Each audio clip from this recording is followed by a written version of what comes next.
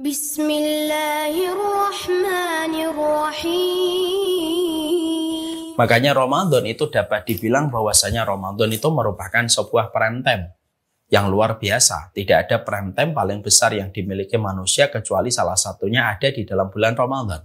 Makanya para ulama dulu, ibu-ibu, mereka mengatakan bahwasanya prime time-nya manusia di dalam melakukan ketaatan itu terletak pada 3 waktu yang menjadi 3 waktu prime time.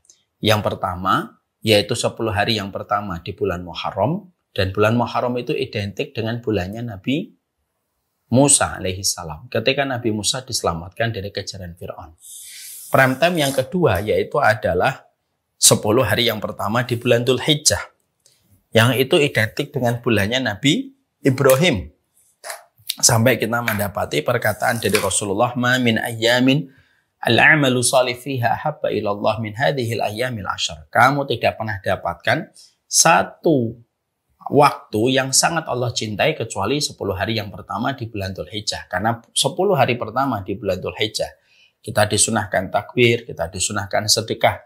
Itu keutamaannya mampu mengungguli mereka yang sedang berjihad. Dan bulan Dzulhijjah itu identik dengan bulannya Nabi Ibrahim.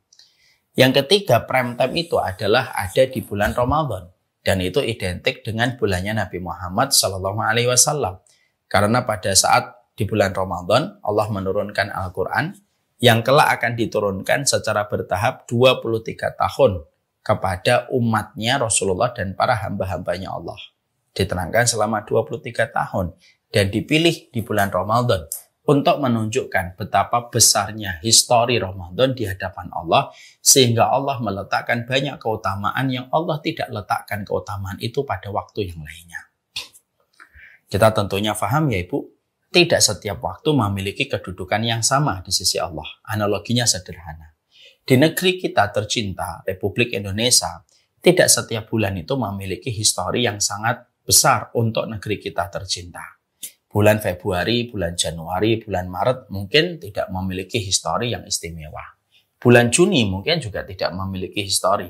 Kecuali bagi saya, kalau bulan Juni itu kan hari saya menikah bersama istri saya. Tapi untuk negara kita maka sesungguhnya tidak ada historinya. Apa bulan yang penuh histori untuk negeri kita tercinta? Yaitu bulan Agustus. Makanya bulan Agustus itu memiliki histori yang sangat dalam untuk negeri kita tercinta. Karena terjadinya proklamasi kemerdekaan itu terjadi pada tanggal 17 Agustus.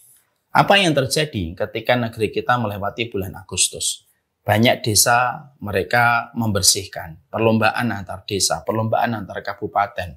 Dan puncaknya yaitu ketika terjadi perayaan atau terjadi upacara besar di Istana Negara pada tanggal 17 Agustus. Karena historinya bulan Agustus, terutama tanggal 17 Agustus, banyak sekali amnesti dan gerasi diberikan kepada para terpidana kalau melewati bulan Agustus, terutama tanggal 17. Itu menunjukkan bahwasanya tanggal 17 Agustus itu memiliki prime time di hadapan negeri kita tercinta. Sama pula dengan hari-hari kita. Hari-hari kita di hadapan Allah itu tidak sama. Maka sesungguhnya ketika kita mendapatkan Dzulqa'dah misalkan atau mendapatkan Rabiul Awal, Rabiul Tsani, kedudukan bulan-bulan itu tidak akan pernah sama dengan 3 waktu yang tadi saya terangkan. 10 yang pertama bulan Muharram, 10 yang pertama bulan Dzulqa'dah, dan 10 dan 1 bulan di bulan Ramadan. Itu memiliki histori yang sangat kuat. Maka sesungguhnya Ramadan itu bukan sesuatu yang biasa. Ramadan itu sesuatu yang besar. Di mana histori yang ada pada Ramadan itu terkait langsung dengan Allah. Dan historinya Ramadan berkaitan tentang Nabi tercinta di hadapan Allah, yaitu adalah Nabi Muhammad. Makanya kita dapatkan Ibu, tidak ada persiapan sebagaimana persiapan yang Allah berikan kepada bulan Ramadan. Makanya tidak pernah kita dapati pintunya surga terbuka, tidak pernah kita jumpai pintu neraka tertutup, dan tidak pernah kita jumpai setan itu terbelenggu kecuali hanya di bulan Ramadan. Bulan Dzulhijjah yang tadi saya terangkan memiliki keutamaan besar, memang iya. Tapi sebesar-besarnya keutamaan bulan Dzulhijjah, pintu surga tidak terbuka, pintu neraka tidak tertutup, dan setan tidak dibelenggu. Sebesar-besar keutamaan bulan Muharram, memang besar keutamaan bulan Muharram. Tapi tidak sampai menjadikan surga terbuka, neraka tertutup, dan setan itu terbelenggu. Tapi khusus di bulan Ramadan, hanya satu-satunya bulan yang mampu menjadikan pintu surga, yang jumlahnya 8. Yang nama-namanya tadi saya sudah terangkan. Itu hanya di bulan Ramadan saja. Pintunya terbuka. Dan neraka ditutup rapat oleh Allah. Wasufidatis syayatin. Dan setan itu dibelenggu oleh Allah ketika di bulan Ramadan. Untuk memberi makna kepada kita. Tidak ada satu waktu yang ada pada kehidupan kita sampai surga, neraka, dan setan diperlakukan dengan semacam itu kecuali hanya di bulan Ramadan. Untuk memberi arti. Keutamaan Ramadan itu bukan keutamaan yang bisa dipandang sebelah mata. Makanya sangat wajar sampai kita mendapati dan sampai kita menjumpai bagaimana persiapan manusia di bulan Ramadan itu tidak pernah sama dengan persiapan manusia ketika di bulan Dzulhijjah dan di bulan Muharram. Banyak masjid akhirnya ngecat ulang dia masjidnya. Kita temukan pula ya, bagaimana ketika sebelum Ramadan kita jumpai orang-orang persiapan dengan berbagai macam persiapan. Yang sebenarnya persiapannya itu tidak pernah mereka berikan di bulan-bulan yang lainnya. Karena apa? Ya memang luar biasa Ramadan itu. Pintu surga dibuka, neraka ditutup. Makanya angin surga itu menerpa sepoi-sepoi pada kehidupan manusia yang beriman ketika di dalam bulan Ramadan. Makanya saking kuatnya angin dari surga, kalau kita rasakan, maka sesungguhnya banyak orang itu yang luar biasa berubah di bulan Ramadan.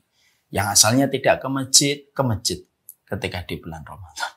Yang asalnya tidak berhijab ketika di bulan Ramadan.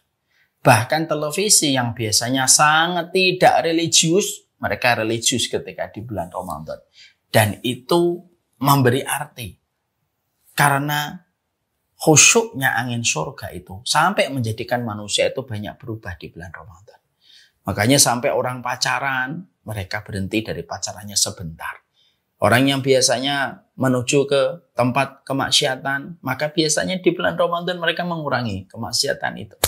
Bahkan maaf ya, warteg aja yang biasanya tidak pernah pasang cadar, di bulan Ramadan pasang cadar.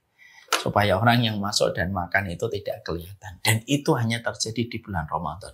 Untuk memberi arti kepada kita. Keutamaan Ramadan itu dari masalah surga yang terbuka saja sudah tidak terbantahkan. Nuansa, vibes-nya, atmosfernya Ramadan tidak akan pernah sama di bulan manapun selain Ramadan itu. Ya, makanya betul kan? Kalau kita mendapatkan dari perkataan baginda Nabi SAW, "Faman hurrima faqad hurrima 'anil khairi kullah." Makanya sampai diterangkan, siapapun yang diharamkan dari kebaikan di bulan Ramadan, seakan-akan dia diharamkan dari bulan-bulan yang seakan-akan dia diharamkan dari kebaikan-kebaikan bulan-bulan setelahnya. Kalau manusia itu diharamkan kebaikan di bulan Ramadan. Maksudnya piye Ustaz? Maksudnya begini Ibu.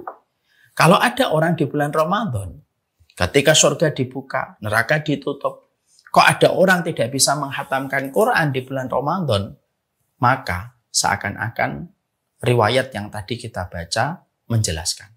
Lah kalau kamu di bulan Ramadan aja tidak hatam, apalagi di luar bulan Ramadan, di mana surga tidak dibuka, neraka tidak ditutup, setan tidak dikerangkeng, lebih susah dan seakan-akan kamu mesti tidak akan bisa menghatamkan Quran. Kenapa? Di bulan Ramadan ketika semua support system diberikan kamu untuk taat saja kamu tidak hatam Quran. Kalau ada orang di bulan Ramadan kok tidak bisa sedekah karena masih pelit. Terus seakan-akan, terus di bulan mana lagi kamu akan sedekah? Kalau di bulan Ramadan ketika semua support system itu diberikan supaya kamu bisa sedekah, kamu tidak sedekah. Kalau ada orang di bulan Ramadan tidak mampu untuk tahajud dan tidak mampu untuk qiyamul lail, maka sesungguhnya pertanyaan dan sebagai sebuah perenungan, di bulan mana lagi kamu akan sujud? Di bulan mana lagi kamu akan tahajud? Kalau di bulan Ramadan saja kamu tidak mampu untuk taraweh secara konsisten dan tidak mampu untuk tahajud. Kenapa? Wong ketika semua kemudahan untuk taat saja diberikan, kamu tidak bisa taat apalagi di luar bulan Ramadan. Itu sama analoginya Ibu. Kalau Ibu ada orang atau diri seseorang Ada orang sholat di depan masjid Nabawi, di depan Ka'bah. Jarak antara dia dengan Ka'bah hanya sejarak sekitar 3 meter sampai 10 meter. Misalkan dia di shop pertama atau shop kedua. Kalau ada orang sholat di depan Ka'bah, kok dia tidak bisa khusyuk? Seakan-akan pengertiannya itu adalah, terus di mana lagi kamu bisa khusyuk? Kalau di depan Ka'bah saja kamu tidak bisa khusyuk. Kalau ada orang di depan Ka'bah kok masih kepikiran uang, masih kepikiran kerjaan terus. Kalau di Ramadan masih memikirkan uang, masih memikirkan kemaksiatan gitu. Padahal dia sholat di depan Ka'bah hanya berjarak 5 meter sampai 10 meter. Pertanyaan yang tidak membutuhkan jawaban akan ditujukan. Terus di mana lagi kamu akan khusyuk? Kalau di depan Ka'bah aja kamu tidak khusyuk. Dan itulah yang menjadikan kita akhirnya berpikir, itulah Ramadan. Makanya Ramadan itu memiliki keutamaan yang sangat besar sekali. Di mana tidak ada satupun keutamaan yang mampu sebagaimana keutamaan yang dimiliki Ramadan. Sampai surga saja bereaksi ketika Ramadan itu datang. Sampai neraka pun bereaksi, menutup pintunya ketika mereka malu terhadap Ramadan. Karena keutamaan Ramadan yang tentunya tidak bisa dipandang sebelah mata oleh setiap orang yang beriman. يا ربي شكرا هديت قلبي شكرا